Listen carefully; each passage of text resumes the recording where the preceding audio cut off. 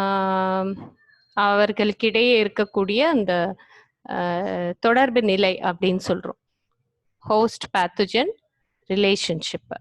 So நம்ம நோய் கிருமிகளை தொற்றுகளையும் பார்த்தாச்சு. உயிரிய தொற்றுகள், உயிரற்ற தொற்றுகள் நம்ம படிச்சோம். நோயினா என்னன்னு படிச்சோம். விதவிதமான நோய்களை பார்த்தோம். We saw bacterial diseases, fungal diseases, viral diseases, mycoplasmal diseases. எப்படி வந்து நோய் தொற்று உள்ளே நுழையுது, எப்படி நோய் ஆக்கம் நடைபெறுகிறது, எப்படி வந்து அறிகுறிகள் தோன்றுகின்றன, அடையாள குறிகள் தோன்றுகின்றன, அந்த மாதிரி எல்லாம் நம்ம பார்த்தோம் இது வரைக்கும். அந்த நோய் கட்டுப்பாட்டு முறைகளும் ஓரளவுக்கு நம்ம பார்த்தோம். ஸ்ப்ரேயர்ஸ், தெளிப்பான்கள், தூவான்கள், அப்புறம் வந்து எப்படி கட்டுப்படுத்தும் முறைகள், சில முறைகள் வந்து பார்த்தோம். ஸோ இப்போ வந்து we have to know what is the relationship. எப்படி வந்து நோய் உருவாகுது, நோய் தொற்று கிருமி இருக்கு, ஓம்புயிரி இருக்கு, அது எவ்வாறு நோய் உருவாகுது, எந்த மாதிரி எந்த வழியில அறிகுறிகள் தோன்றுது, எதன் விளைவாக அறிகுறிகள் தோன்றுது. நம்ம அறிகுறிகளை மட்டும்தான் பார்த்தோம். we studied about the types of symptoms. What are the different symptoms, what are the different types of symptoms. We have to study how the symptoms are produced, what reactions are happening inside the plant body to develop the symptoms. So அதன் இதுதான் host parasite interaction அப்படின்னு சொல்லுவோம். So host மட்டுமே இருந்தா நோய் உருவாகாது. அதே மாதிரி தொற்றுக்காரணி மட்டுமே இருந்தா நோய் உருவாகாது.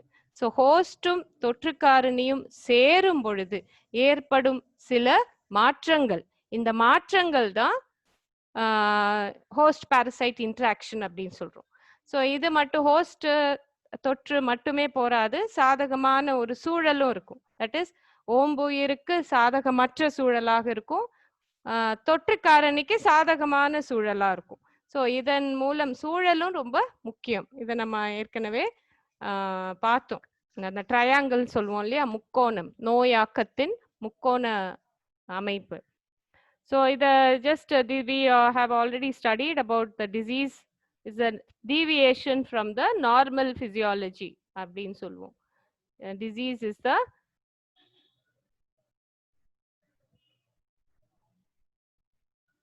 நார்மல் பிசியாலஜிக்கு மாற்று செயல்பாடு தான் நம்ம டிசீஸ் அப்படின்னு சொல்றோம். Okay, so disease can be caused by abiotic as well as biotic factors. A pathogen that causes the disease is called virulent, and a pathogen does not cause the disease is called avirulent. So நம்ம ஒரு நோய் உருவாக்கும் தன்மையுள்ள ஒரு தொற்றை வந்து வீரிய தொற்று அப்படின்னு சொல்லுவோம். வீரியம் நிறைந்த தொற்று. ஸோ சில தொற்றுகள் நோயை உருவாக்குவதில்லை, தொற்றுகள் இருந்தாலும் தாவரத்தில் நோய் உருவாகுவதில்லை. So it doesn't happen, disease doesn't happen. So அந்த மாதிரி ஒரு தொற்று கிருமியை வந்து வீரியமற்ற தொற்று அப்படின்னு சொல்லுவோம். விருலென்ட், விருலென்ட் அண்ட் விருலென்ட்னு சொல்லுவோம்.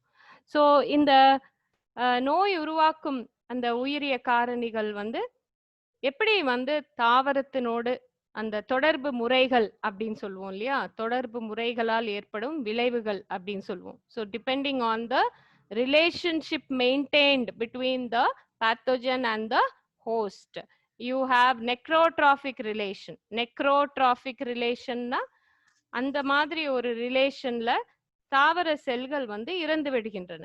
ஸோ இந்த necrotrophic relation between the host and the parasite அப்படின்னாலே இந்த ஹோஸ்டின் வீரியத்தன்மை வந்து ரொம்ப அதிகமாக இருக்கும், மிக அதிகமாக இருக்கும்.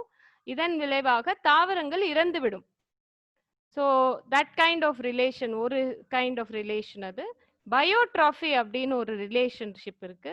பயோனாலே லிவிங், நெக்ரோனாலே டெட் அப்படின்னு அர்த்தம். ஸோ பயோனாலே லிவிங், பயோட்ராஃபினா தாவரம் மற்றும் தொற்றின் ரிலேஷன்ஷிப் எப்படி இருக்கும்னா, அந்த தொற்று வந்து மிதமான பாதிப்புகளே ஏற்படுத்தும். தாவரத்தில் ஒரு மிதமான பாதிப்பை ஏற்படுத்தி தாவர செல்கள் வந்து இறக்காமல் பார்த்துக்கொள்ளும். ஸோ அந்த மாதிரி ஒரு ரிலேஷன்ஷிப், ஹார்மோனியஸ் ரிலேஷன்ஷிப்னு சொல்லுவோம். அது வந்து ஒரு தான் தொற்று வந்து வாழுவதற்கு ஒரு தாவரம் தேவைப்படுகிறது. ஸோ தொற்று வாழணும்னா தாவரமும் வாழணும். ஸோ அதனால எப்பவுமே அந்த நோயின் அந்த தன்மை வந்து மிதமான அளவில் இருக்கிற மாதிரி பார்த்துக்கும். So that kind of what to say relationship is called biotrophy. So இந்த பயோட்ராஃபிக் சில தொற்றுகள் அந்த மாதிரி பயோட்ராஃபிக் ரிலேஷன்ஷிப்ல இருக்கும். ஸோ ஃபார் எக்ஸாம்பிள் ரஸ்ட், வீட்டில் கோதுமையில் துரு நோய், அது வந்து கோதுமையை வந்து மொத்தமாக பாதிக்காது. அது இட்ஸ் அ பயோட்ராஃபிக் ரிலேஷன்ஷிப். ஏன்னா இது ஒட்டுண்ணி வந்து அக ஒட்டுண்ணியா இருக்கு. தட் இஸ் கட்டாய அக ஒட்டுண்ணியா இருக்கு. ஸோ அது தாவரம் வாழும் செல்களுக்குள்ளே தான் அதனால வாழ முடியுமே அந்த தொற்று கிருமியை. ஸோ என்ன பண்ணும், அது வந்து தாவர செல்களை மிகவும் அந்த தீவிரமாக பாதிக்காது, இறக்க வைக்காது. Okay, so that is call biotrophic relationship. Hemi பயோட்ராஃபிக்னு இருக்கு. ஆரம்பத்துல வந்து தாவர செல்கள் வாழக்கூடிய நிலையில இருக்கும். அப்புறம் போக போக நோயின் தீவிரம் கூட கூட அவை மாண்டு விடும். ஸோ ஹெமி பயோட்ராஃபின்னு சொல்லுவோம். ஸோ நெக்ரோட்ராஃபினா நோய் பாதித்த உடனேயே தாவர செல்கள் இறந்து விடும். Okay, that is necrotrophy. பயோட்ராஃபினா நோய் காலம் முழுவதுமாகவே அந்த தாவர செல்கள் இறக்காமல் இருக்கும், வாழ்ந்து கொண்டே இருக்கும். ஸோ பயோட்ராஃபி அப்படின்னு பயோட்ராஃபிக் டிசீசஸை வந்து கண்ட்ரோல் பண்ணுறது ரொம்ப கஷ்டம். ஏன்னா அந்த நோய் தொற்று வந்து அந்த தாவர செல்களுக்குள்ளேயே இருக்கிறதுனால அதை கண்ட்ரோல் பண்ணுறது ரொம்ப கஷ்டம். அதே சமயம் ஹெமி பயோட்ராஃபி வந்து இனிஷியலா it will be alive, the host will be alive, but finally it will be killed. So அதுதான் ஹெமி பயோட்ராஃபி அப்படின்னு சொல்றோம். ஸோ இதுதான் பேசிக்கலி டைப்ஸ் ஆஃப் ரிலேஷன்ஷிப்ஸ் அப்படின்னு. அடிப்படையில் நோய் கிருமியும் தாவர ஓம்புயிரிக்கும் இடையில இருக்கக்கூடிய அடிப்படை தொடர்பு நிலைகள் அப்படின்னு சொல்லுவோம். இதுதான் வந்து டிஃப்ரெண்ட் டைப்ஸ் ஆஃப் டிசீசஸ்க்கு அடிப்படை நிலைகள்னு சொல்லுவோம். ஸோ டைப்ஸ் ஆஃப் பேத்தோஜன் நம்ம ஏற்கனவே பார்த்துருக்கோம். பாக்டீரியா இருக்கு, பூஞ்சை இருக்கு, நெமட்டோட்ஸ் இருக்கு, வைரஸஸ் இருக்கு. இதை தவிர இதுதான் முக்கியமான சில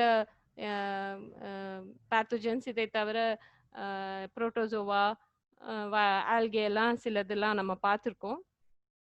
பாக்டீரியா பார்த்தா எப்படி உள்ள நுழையும் அப்படின்னா, ஊன்ஸ், சிராய்ப்புகள், இலைத்துளைகள் வழியாக நுழைந்து இன்பிட்வீன் த பிளான்ட் செல்ஸ் தான் இருக்கும். ஸோ செல்களுக்கு இடையே தான் பாக்டீரியாக்கள் வாழும். பூஞ்சைகளை பார்த்தோம்னா ஸ்பெஷல் ஸ்ட்ரக்சர்ஸ் இருக்கு. உட்புகுதலுக்கு ஒரு சிறப்பு வாய்ந்த உடல பகுதிகளை கொண்டுள்ளது இந்த பூஞ்சைகள். ஓகே, ஸோ டைரக்டாகவும் வித்துகளின் மூலமாக உள்ளே நுழையும், இல்லைன்னா உட்செலுத்தும், injectable, it will inject into the plant cell. So செல்களுக்கு இடையேயும் வாழும், செல்களுக்குள்ளேயும் வாழும். ஸோ அந்த மாதிரி டிஃப்ரெண்ட் மோட்ஸ் ஆஃப் பெனிட்ரேஷன்ஸ் வச்சிருக்கும் பூஞ்சைகள். நெமட்டோட்ஸ்கள் வந்து இந்த மஸ்கிட்டோவில் இருக்கு இல்லையா, கொசுக்கள்ல இருக்கக்கூடிய அந்த உள்ள பஞ்சர் பண்ணும், நம்ம செல்லுக்குள்ள நம்ம ஸ்கின்ல வந்து ஒரு பஞ்சர் பண்ணும். அதே மாதிரி ஸ்டைலட் அந்த மாதிரி வச்சிருக்கோம். நெமட்டோ நூற்புழுக்கள் வந்து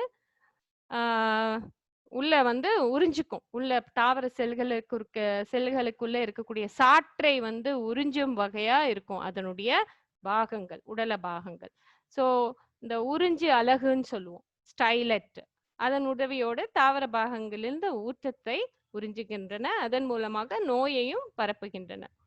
ஸோ வைரஸஸும் அதே மாதிரி தான், மிக மிக எளிமையான பரவல் முறை கொண்டது. இந்த தொற்று காரணிகள் வந்து கடத்திகளின் உதவியோடு டிஎன்ஏ ஆர்என்ஏ மட்டும்தான் உள்ள போகும். வைரஸினுடைய டிஎன்ஏ ஆர்என்ஏ மட்டும்தான் உள்ள போகும். ஸோ ஃப்ளோயம் மூலமாக அது தாவரம் முழுவதும் படர்ந்து பயோட்ராஃபிக் ரிலேஷன்ஷிப்பை மெயின்டைன் பண்ணும். தட் இஸ் தாவர செல்களை வந்து இறப்பிக்காது.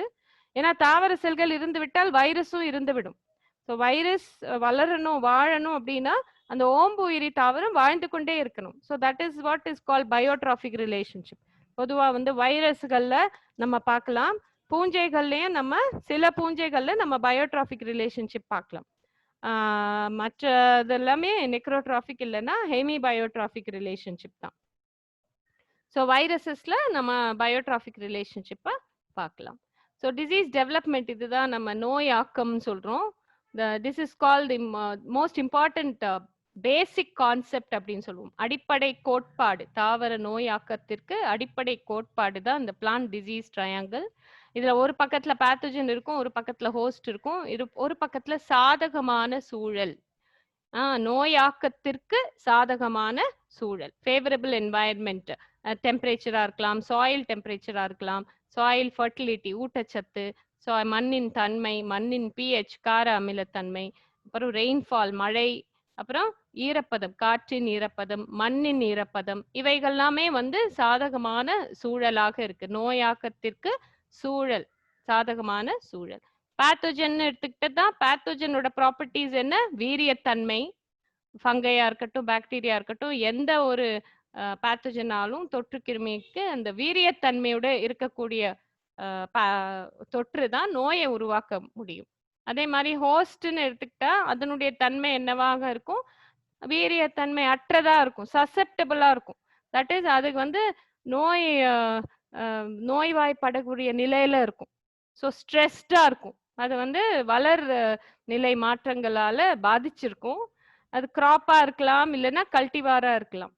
ஸோ என்வாயன்மெண்ட் வந்து இத ஹோஸ்டையும் பாதிக்கும், பேத்தோஜனையும் பாதிக்கும். ஸோ பேத்தோஜனை வந்து எப்படி பாதிக்கும் அப்படின்னா, அது வளர்றதுக்கான சூழ்நிலையை கொடுக்கும், ஏற்ற சூழ்நிலையை கொடுக்கும். ஸோ ஃபேவரபிள் என்வாயன்மெண்ட் அப்படின்னா அந்த தொற்றுக்கு ஃபேவரபிளா இருக்கும், தொற்றுக்கு சாதகமாக இருக்கக்கூடிய சூழலா இருக்கும்.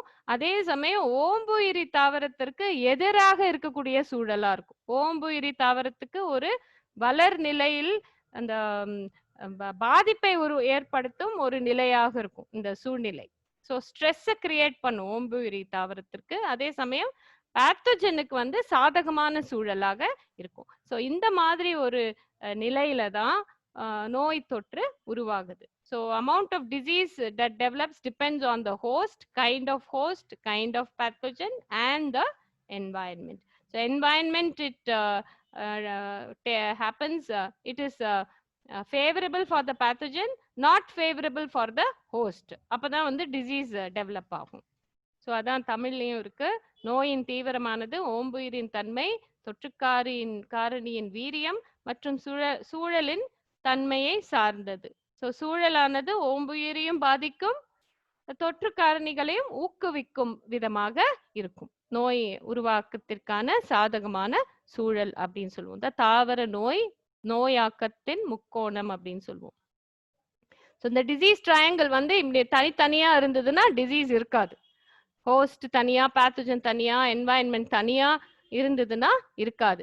சேரும் போதுதான் நோய் உருவாகும். இந்த சேரும் போது இதன் தன்மை வந்து இந்த பகுதி வந்து எவ்வளோ ஏரியா இருக்கோ அதுக்கு தகுந்த மாதிரி இந்த டிசீஸ் வந்து மிதமான அளவில் இருக்கா இல்ல மிக அதிகமான பாதிப்பை கொடுக்குதான்னு இருக்கு.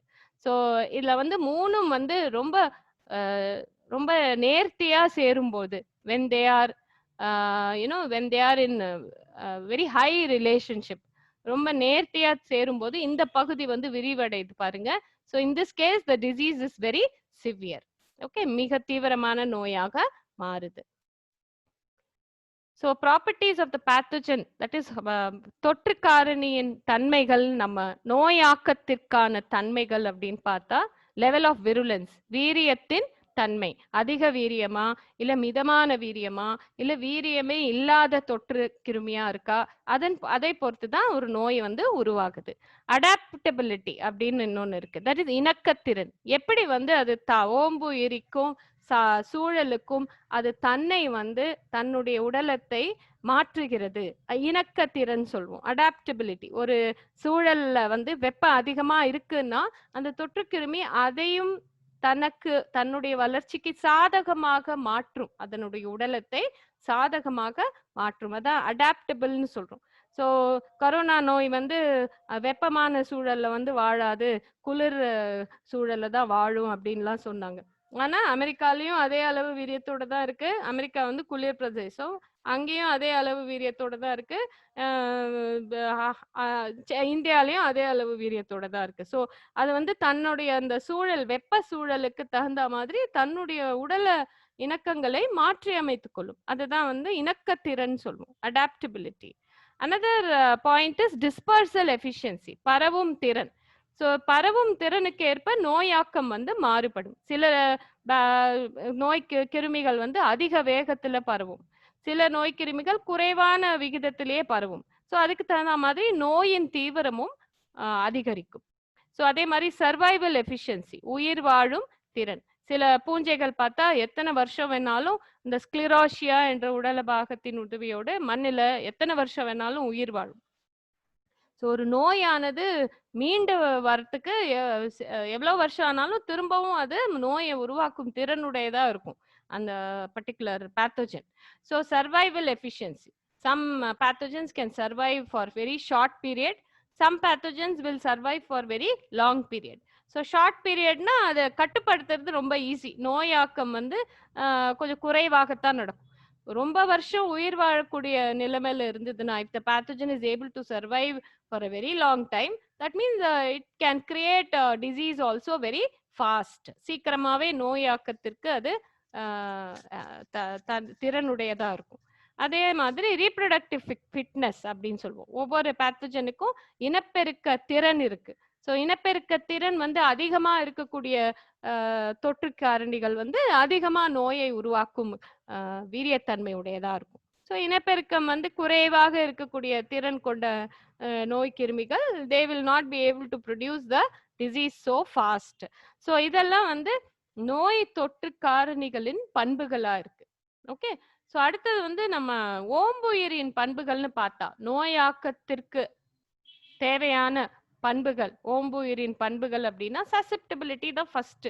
தட் இஸ் வீரியமற்ற தன்மை.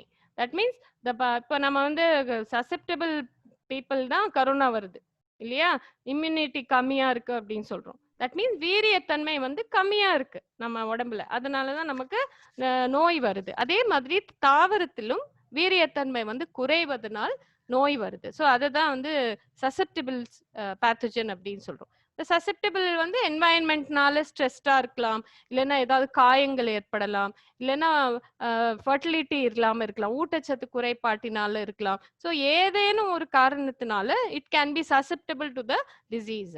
அப்புறம் growth stage and form, young plants are always more susceptible than old plants.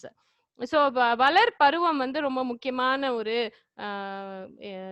பண்பாக இருக்கு நோய் ஆக்கத்திற்கு. Okay. So population density and structure, இது மூணாவது தன்மை. ஓம்புயிரிகளின் அடர்த்தி.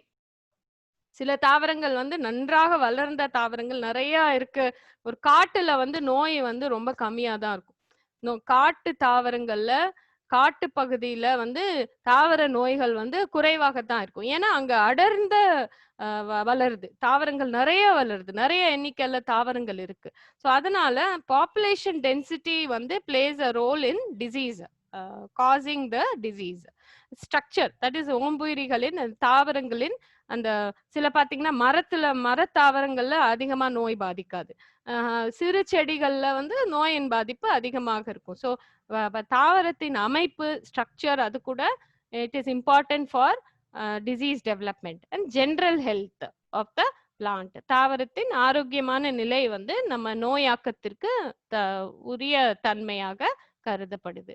ஸோ நம்ம பேத்தோஜனுடைய ப்ராப்பர்ட்டிஸ் பார்த்தோம், ஹோஸ்டினுடைய ப்ராப்பர்ட்டிஸ் பார்த்தோம். இப்போ என்வாயன்மெண்ட், தட் இஸ் மூன்றாவது பகுதி. இந்த முக்கோண இதுல மூன்றாவது கோணம் வந்து சூழல். ஸோ டெம்பரேச்சர், ரெயின்ஃபால், டியூ, வெப்பம், மழை, பனித்துளி, லீஃப் வெட்னஸ் பீரியட். முக்கியமான சூழல் வந்து இலைகளில் ஈரம் இருத்தல். இலைகளில் மேல் ரொம்ப நாளைக்கு ஈரமாக இருந்தால் நோய் ஆக்கத்திற்கு இது உதவிகரமாக இருக்கு. So leaf wetness period is very important. அதே மாதிரி சாயில் ப்ராப்பர்ட்டிஸ், மண்ணின் தன்மையும் ரொம்ப முக்கியமா இருக்கு. மண்ணின் ஊட்டம், மண்ணின் pH, கார அமிலத்தன்மை, மண்ணின் ஈரப்பதம், மண்ணின் வெப்பம். ஸோ மண்ணுக்குள்ள இருக்கிற அந்த காற்று exchange of gases, oxygen, carbon டை ஆக்சைடின் அந்த ஏற்ற இறக்கம், இதெல்லாமும் ரொம்ப முக்கியமா இருக்கும். அதே சமயம் காற்றின் தன்மை, அதிகமாக காற்றடித்தால் அந்த நோய் ஆக்குவது அந்த டிசீஸ் டெவலப்மெண்ட்டுக்கு எதிராக இருக்கும். நோய் வந்து கொஞ்சம் கட்டுப்படுத்தப்படும். அதிகமான காற்று வந்து நோய் உருவாகிறதுக்கு கொஞ்சம் வாய்ப்புகள் வந்து குறைவு. ஸோ மிதமான காற்று அடித்தால் நோய் உருவாக்கத்திற்கு வாய்ப்புகள் கொஞ்சம் அதிகமா இருக்கு. ஸோ இதெல்லாமே சூழல்கள், டிஃப்ரெண்ட் சுற்றுச்சூழல் பண்புகள் வந்து நோயாக்கத்தை எப்படி வந்து வளர்க்கிறது இல்லைன்னா குறைக்கிறதுங்கிறத பத்தி இருக்கு. ஸோ ஸ்டேஜஸ் இன் டிசீஸ் டெவலப்மெண்ட்னு இருக்கு. டிசீஸ் நோயாக்கத்தின் நிலைகள், படிநிலைகள், எவ்வாறு நோய் வந்து உருவாகுது, எவ்வாறு அது வளர்கிறது, எவ்வாறு அறிகுறிகள் தென்படுகின்றன, அதுதான் வந்து உங்களுக்கு ஸ்டேஜஸ் இன் டிசீஸ் டெவலப்மெண்ட்ல பார்ப்போம். ஸோ நோய் வளரும் பாதை அப்படின்னு சொல்லுவோம். Inoculation, penetration, infection, growth and reproduction, dissemination of the pathogen. That is அந்த தொற்று காரணி உட்செலுத்துதல், உட்புகுதல், பெனிட்ரேஷன், அண்ட் நோய் உருவாக்குதல், வளர்ச்சி அடைதல், அதான் தொற்று காரணி வளர்ச்சி அடைதல் மற்றும் இனப்பெருக்கம் அடைதல், அப்புறம் தொற்று பரவுதல். ஸோ இதுதான் வந்து நோயாக்கத்தின் பாதை அப்படின்னு சொல்லுவோம். நோயாக்கத்தின் நிலைகள் அப்படின்னு சொல்லுவோம். these stages in disease development. So இனாகுலேஷன்னா என்ன? தட் இஸ் எப்படி வந்து அந்த தொற்று காரணி தாவரத்தின் மேல் வருகிறது, விழுகிறது, இனாகுலேஷன். ஸோ ஓம்புயிரின் மேல் பரவும் ஒட்டுண்ணியின் அலகுகள் அப்படின்னு நம்ம சொல்லலாம், இனாகுலேஷன். நம்ம மேல எப்படி கரோனா வருது அப்படின்னா, சில பேர் தும்மினாக்கா அந்த நீர் துளிகள் நம்ம மேல் விழுந்தால் நமக்கு வந்து அந்த வைரஸின் பாதிப்பு, வைரஸ் வந்து நம்ம மேல அடைகிறது, நம்ம மேல விழுகிறது அப்படின்னு சொல்லுவோம். ஸோ வைரஸ் இருக்கக்கூடிய பகுதிகளை நம்ம கையால தொட்டா அந்த வைரஸ் வந்து நம்ம கையில வருகிறது. ஸோ இதுதான் இனாகுலேஷன் சொல்றோம். So arrival of the pathogen on the host. So what is the inoculum? Inoculumna the pathogen, part of the pathogen, the pathogen as a whole or a part of the pathogen that can land on the host. So உயிர் தொற்று தனது முழு உடலமாக இருக்கலாம், பாக்டீரியாவாக இருந்தால், அல்லது உடல பாகங்கள், பூஞ்சைகளின் with, அந்த மாதிரி ஓம்புயிரின் மேல் விட்டு செல்லும் அந்த உடல பாகங்கள், அதுதான் இனாகுலம் அப்படின்னு சொல்லுவோம். ஸோ உட்செலுத்தி வகைகள் இருக்கு.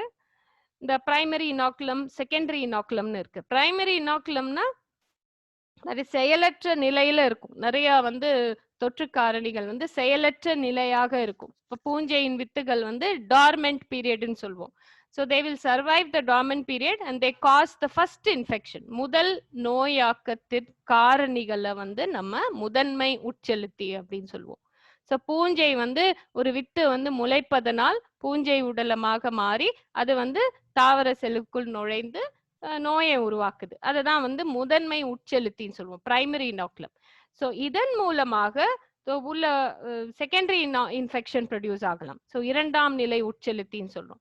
ஸோ பிரைமரி இன்ஃபெக்ஷன் மூலமாக ஒரு பூஞ்சை நுழைகிறதுனா அது வந்து ஒரு சிராய்ப்பு ஏற்படுத்தி அந்த சிராய்ப்புகளின் மூலமாக அந்த பூஞ்சை உள்ள நுழைஞ்சு சூழலின் பாதிப்பால் இரண்டாவது காரணியும் உள்ளே நுழைய முற்படுகிறது. ஸோ ஒரு பாக்டீரியா கூட ஒரு உள்ள நுழையலாம். So it becomes a secondary infection.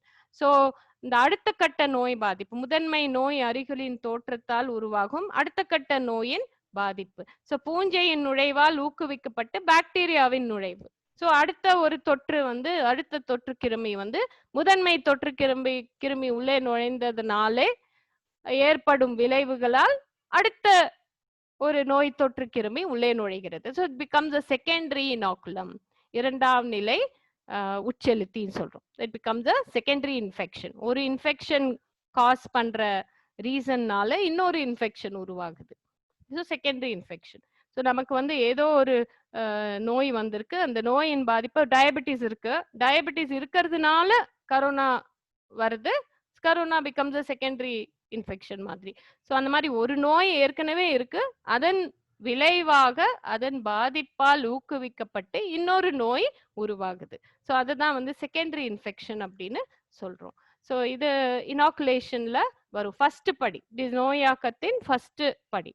So landing ஒரு arrival of the inoculum. Inoculum எப்படி உட்செலுத்திகள் எப்படி வந்து தாவரத்தின் மேல் விழுகிறது. Most is carried by wind, water, insect. So காற்றின் மூலமாகவோ மழையின் மூலமாகவோ பூச்சிகளின் மூலமாகவோ very very small numbers only fall on the host. குறைவான எண்ணிக்கையில தான் வந்து உட்செலுத்திகள் விழுகின்றன, நிறைய வந்து வராது, குறைவான எண்ணிக்கையில தான் விழும்.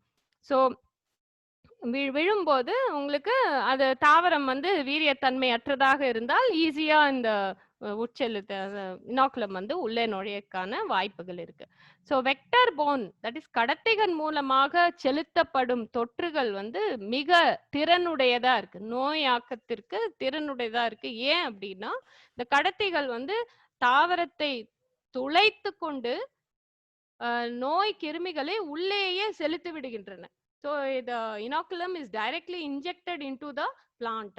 ஸோ அவை மூலமாக இந்த நோயாக்கத்தின் தீவிரம் வந்து அதிகமாக இருக்கு.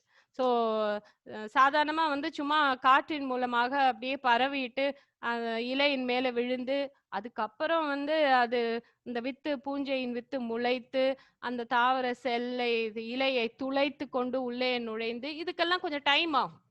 So it will take time for the disease to develop. ஆனா கடத்திகள் மூலமாக உள்ளே நுழைகின்ற இந்த தொற்று கிருமிகள் வேகமாக நோயை உருவாக்கிடும். So that is why they say vector borne pathogens are much more efficient in causing the disease. So இந்த நிலையில் பூஞ்சைகளின் வித்துகள் வந்து சில சமயம் முளைத்து உள்ளே போகும். நூற்புழுவின் முட்டைகள் வந்து உடைப்பட்டு அந்த புழுக்கள் வந்து உள்ளே நுழையும்.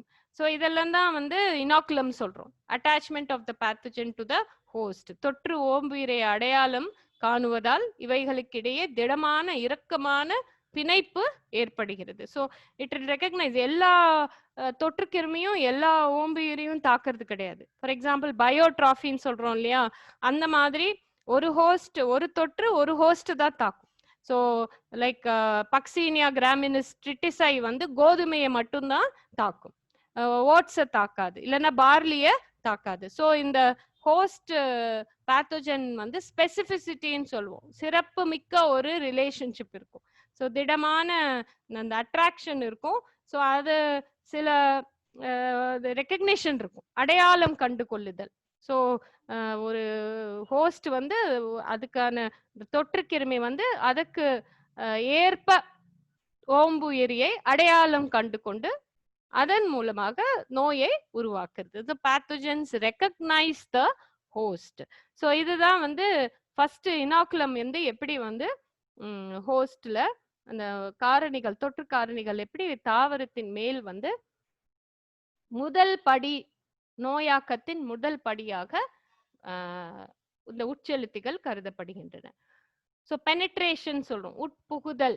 ஓகே, பெனிட்ரேஷன் சொல்லுவோம். Initial invasion of a host by a pathogen, முதல் நிலை உட்புகுதல், தட் இஸ் உட்செலுத்துதல், அதுக்கப்புறம் உட்புகுதல். ஸோ டைரக்ட் பெனிட்ரேஷன் இருக்கலாம், இல்லைன்னா பெனிட்ரேஷன் த்ரூ நேச்சுரல் ஓப்பனிங்ஸ் இருக்கலாம், இல்லைன்னா பெனிட்ரேஷன் த்ரூ வூண்ட்ஸ் இருக்கலாம். ஸோ எப்படி வந்து உட்புகுதல் அப்படின்னா எப்படி நடக்குதுன்னா, முதன்மை உட்புகுதல் அப்படின்னு சொல்லுவோம். இந்த நேரடியாக உள்ளே நுழையலாம், இந்த தொற்று கிருமிகள் வந்து உள்ளே நுழையலாம். எப்படி அப்படின்னா அந்த இலைத்துளைகள் வழியாக, அதை நான் வழிமுறைகள் அப்புறம் சொல்றேன். ஸோ டைரக்ட் நேரடியாக உள்ளே நுழைதல் ஒரு முறை.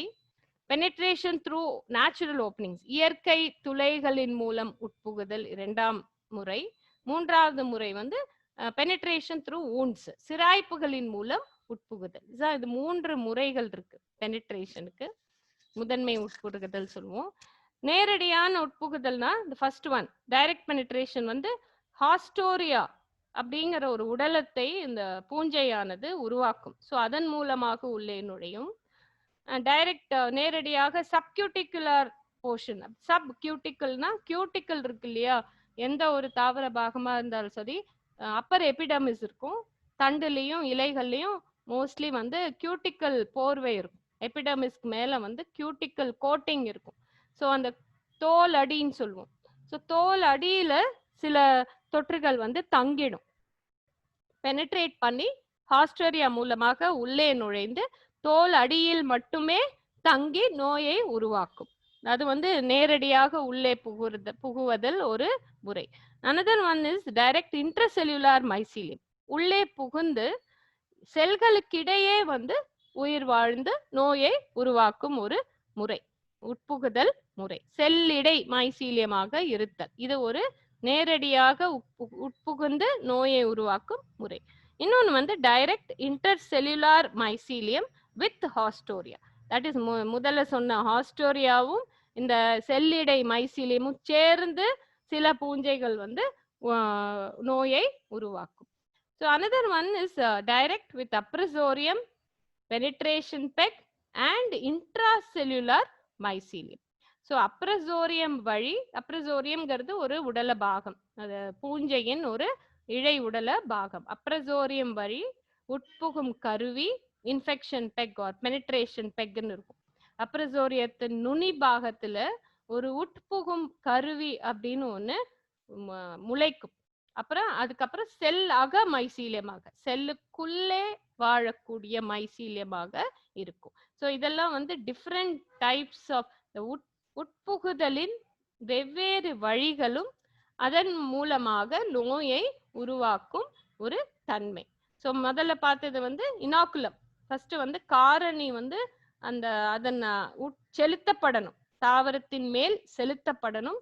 அடுத்த நிலை வந்து தாவரத்துக்குள்ளே வந்து போகணும், உட்புகுதல்.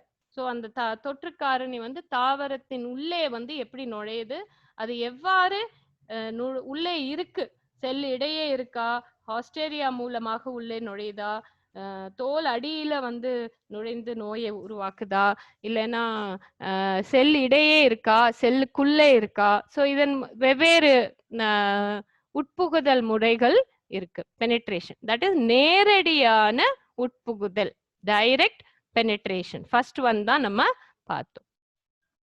ஸோ இது வந்து most common type of penetration. Direct பெனிட்ரேஷன்ங்கிறது வந்து பூஞ்சைகள், நூற்புழுகள், இவைகள் வந்து இந்த மாதிரி டைரக்ட் பெனிட்ரேஷன் மூலமாக தான் உள்ளே நுழைகின்றன.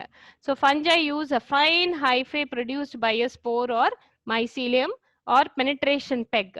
ஸோ இது வந்து மோஸ்ட்லி என்ன பண்ணும் அப்படின்னா இப்படி இருக்கும், இந்த மாதிரி டைரக்ட் வித் ஹாஸ்டோரியா. ஸோ ஃபஞ்சை வந்து அந்த ஸ்போர் வந்து என்ன பண்ணும்னா முளைத்து ஒரு மெல்லிய இழை உடலமாக தோன்றி அது வந்து அதன் மூலம் உள்ளே நுழைந்து ஹாஸ்டோரியா அப்படிங்கிற ஒரு உடலத்தை தோற்றுவிக்கிறது, டைரக்ட் த்ரூ ஹாஸ்டோரியா. ஸோ இதன் மூலமாக உள்ளே நுழைந்து ஊட்டத்தை டிசீஸை வந்து காஸ் பண்ணும்.